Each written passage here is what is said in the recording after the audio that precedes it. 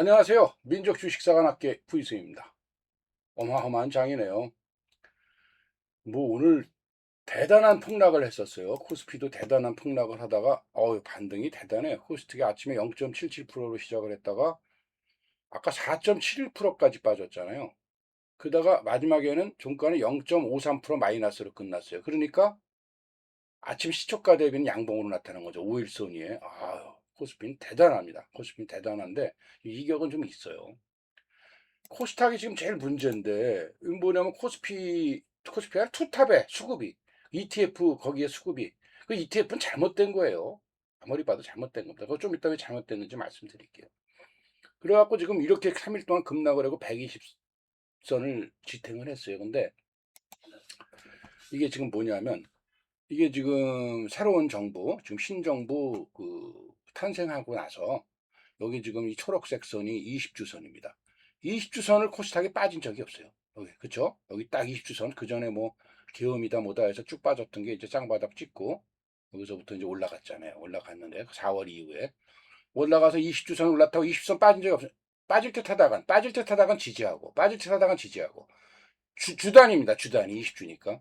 여기도 지난주도 빠질 듯 하다간 지지했고, 지지난주도 지지하고 지지하고 끝났고 이번 주만 빠졌어요. 근데 이번 주는 내일까지잖아. 내일까지. 그러니까 내일에 지금 종가가 20주선 1128 1128에 가면은 종가 기준으로 20주선 안착을 하는 거예요. 1128이면 어디냐면은 61선도 아니에요. 61선도 여기 5일선이 1135니까 5일선도 아니에요.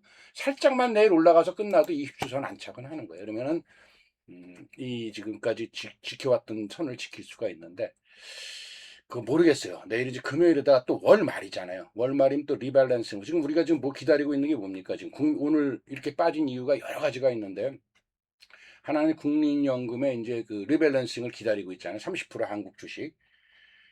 그게 기다리고 있는데 그게 이제 되겠죠. 안 될 수는 없다고 보는데. 어쨌든 간에 3월 달에 양봉을 주고 4월 달에 3월 달에 음봉을 주고 4월 달에 양봉을 주고 5월 달에 음봉이에요, 지금요, 현재는. 내일 올라간다고 해도 12% 이상 올라가긴 불가능하잖아요, 월봉으로 계산하면, 코스닥이. 그다음에 살짝 올라간다 치더라도 음봉이에요. 그럼 다음 달은 양봉 가능성이 굉장히 크죠, 이게 뭐래. 양음이 원래 정석인데, 여기서부터 여기까지는 좀 너무 많이 올라갔던 거죠. 대부분 이제 그런 식으로 간다, 이렇게 봐서. 그리고 그러니까 최소한 6월 달에는 양봉 가능성이 커요. 그리고 국민성 성장 펀드도 본격적으로 그때부터는 가동될 확률이 크기 때문에 그 기대감도 이미 또 반영될 거고. 그다음에 또 이렇게 지금 ETF 때문에 코스닥이 이렇게 망가졌기 때문에 정부 차원에서 코스닥 특별 대책이 나올 가능성도 크고. 그래서 6월은 굉장히 좋아질 거다 봅니다. 단지 내일 이 20조선 가느냐 안 가느냐 그것만 남지 않았냐 보고요. 오늘은 뭐 장중에 또 미국 이란 그 전쟁설이 있어갖고 나스닥도 떨어지면서 우리 장도 떨어졌다가 다시 복귀했고요. 니케이도 떨어졌다가 복귀했는데 나스닥 전물은 지금 0.42%, 일본 오늘 니케이는 0.47% 마이너스. 그러니까 우리가 지금 코스닥이 과도하게 빠진 건데 낙폭 과대예요. 물론 여기만큼 낙폭 과대로 가지는 않았지만 지금 좌표로 보여드리지는 않지만 지금 우리나라 ADR이라는 게 뭐냐면요. 상승 종목수가 있잖아요. 여기 상승 종목수가 오늘도 보세요. 합해서 600개 아닙니까? 600개. 하락 종목수가 2100개, 200개예요. 그러니까 상승 종목수를 하락 종목수로 나눈 거예요. 20일 동안에 그걸 쭉 봤을 때 지금 75% 이하면 과매도 구간이잖아요. 과매도 구간.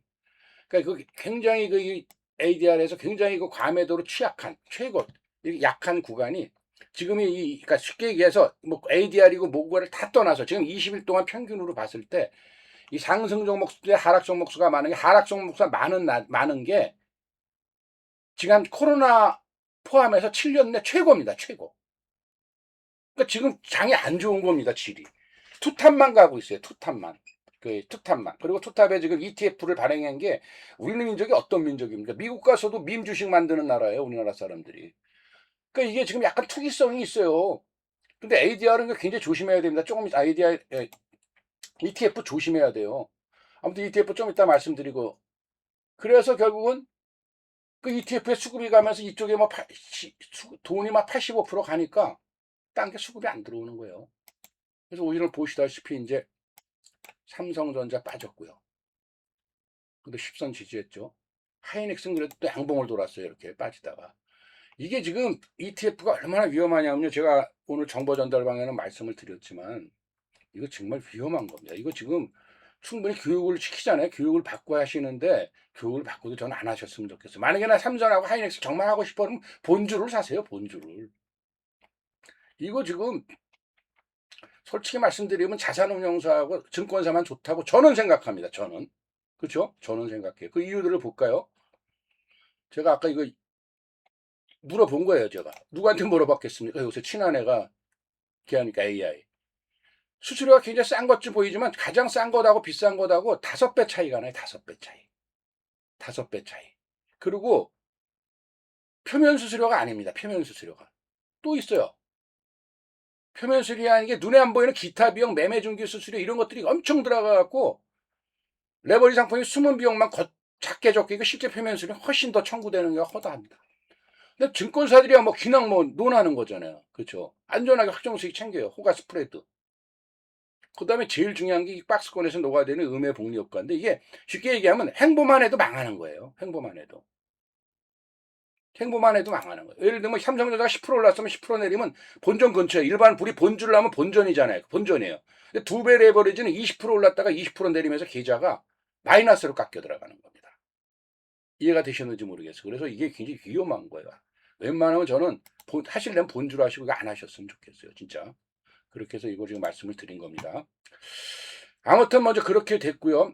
그래서 지금 여기에 지금 이거 사실 우리나라는 이런 레버리지 상품 이런 거 지금 단일 종목에 거기다 지금 핫한 이거 하면 안 된다고 저는 생각을 합니다. 이거는 지금 다시 좀 여러 가지 고려가 돼야 돼요. 우리 민족성도 고려가 돼야 되고 우리가 좀 미국 가서도 민주식 우리나라 사람들이 많이 만들고 얼마나 우리나라 사람들이 약간 이렇게 한번 몰면 확 화끈하잖아요. 가면 확 가고 뭐 이런 건데 안 했으면 좋겠습니다. 이건 좀 뭔가 규제 장치가 없나 저는 이거 규제 좀 해야 된다고 봐요. 저는 개인적으로 이건 개인 생각입니다. 뭐 틀릴 수도 있겠지만 투자자별로 보면 외인들은 여기서 팔았어요. 이거 뭐 지금 얘네들이 이거 파는 이유는 뻔하죠. 삼성 하이닉스 조정하는 거니까 그렇죠. 그러면서 코스닥에는 의미 있는 수치가 들어왔어요. 2,500억 이상이 의미 있는 수치인데 3,100억이 들어왔어요. 코스닥 낙폭이 과하다라고 이 외인 친구들도 보는 거로 간주가 됩니다. 이 시간 현재 열리고 있는 뭐 아까 말씀드린 나스닥 선물하고 일본도 일본은 끝났죠. 딱 끝났고 오늘 고경에 딱 보면 조금 들었어요. 뭐 이거 큰 의미는 없습니다 지금요. 많이 줄었죠. 140조 넘었다 지금 2조 6천억 줄은 거예요.